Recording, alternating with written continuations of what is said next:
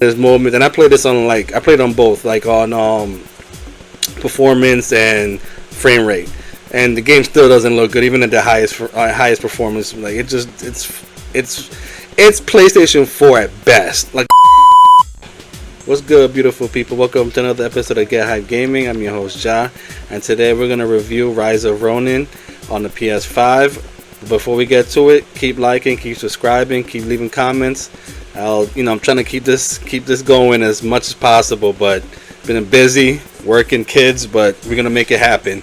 So let's get right to it. Rise of Ronin. It's, when you look at it off the rip, you thinking Ghost of Tsushima, which is, like, let's be honest, in my opinion, is the best samurai game ever. It's not too hard. Pause. It's just it hits whatever your expectation is. Ghost of Tsushima exceeded that to me. So it's kind of like, it's hard not to compare a samurai game to Ghost, but I was very skeptical. Jesus Christ, skeptical of Rise of Ronin.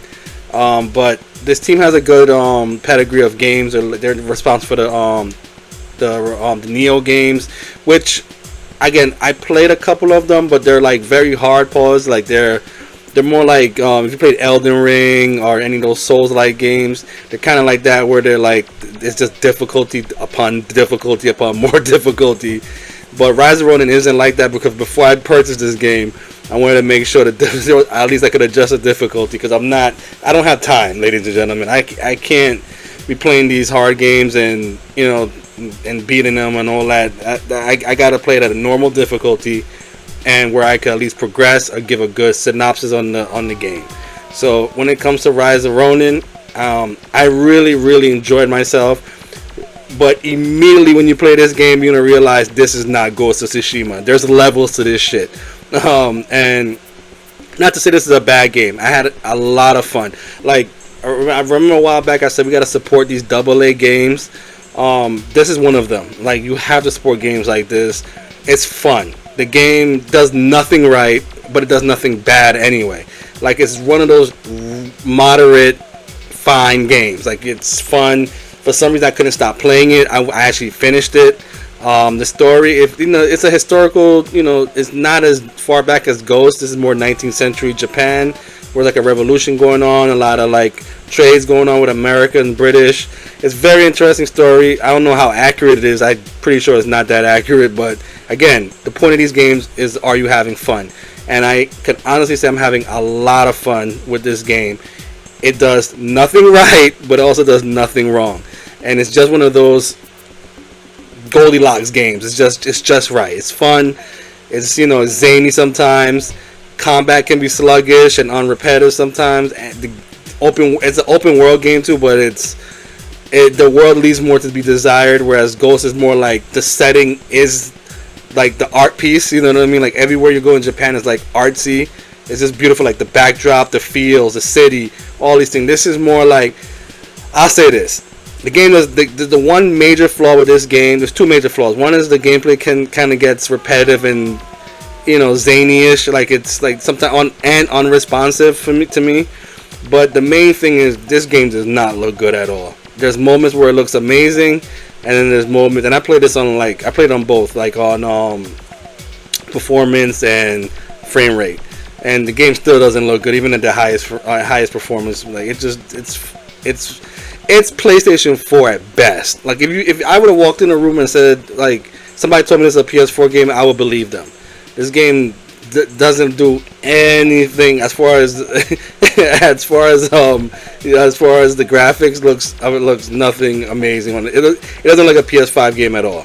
But again, I don't really care for graphics. It's not my selling point on games, but this game does look like a PS4 game, so just be wary of that.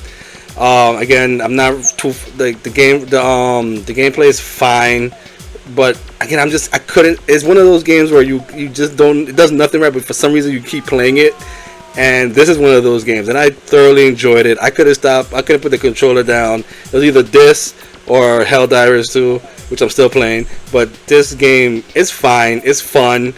and that's what's important. Is that it's fun. It's a fun game. I recommend it. Again, be wary that it is not a PS5 gorgeous game. It's budget as hell, but it is fun. The story kept me going. There's a lot of side missions. Actually, I enjoyed the side mission more than the main story. Although those also get repetitive, but that's in every open world game. If it's not Grand Theft Auto, this is like that. This is just repetitive as far as it gets repetitive after a while. But it's fun. I'm having a great time with it. I had a great time. I already beat it. I closed. I'm not gonna spoil the story, but it's predictable. But it's story, and I actually just had fun upgrading my character and his crew, which you can recruit. This is like reminds me of like like a good low budget Assassin's Creed game. Like if Mirage, which I did like, but Mirage wasn't all the way fun like this. This is just more fun to me. You could go about it stealthy. You could go about it straight actiony. Again, I recommend this game. On the get hype scale, I'm giving this a 3 out of 5. So you could get moderately hyped for this game, and it's really up to what you guys want to play. Like it's kind of a downtime now, so I probably would purchase this game full price, but if you could get this on a deal, by all means, jump on it. Pause. It's a really good game. For me, I enjoyed it. Again, a 3 out of 5. Get moderately hyped. My next review. I'm trying to see if I can knock out reviews by next week, but I got Stellar Blade and Hellblade 2. A lot of blades this next week, but I'm gonna try and get to it. I'm pretty much getting close to the end of Stellar Blade, so hopefully look out for that. But definitely look out for Hellblade 2. I'll probably give an early review on that one because it's pretty much Microsoft's major one of Microsoft's major games, and I finally blew the dust off my Xbox. So let's see where it goes, and God knows Microsoft needs a home run right now, given the bullshit that's been going on over there. But again, I'm not biased. I just love games. Again, cop Rise of Ronin, 3 out of 5. I'm your host, Ja. Keep liking, keep subscribing.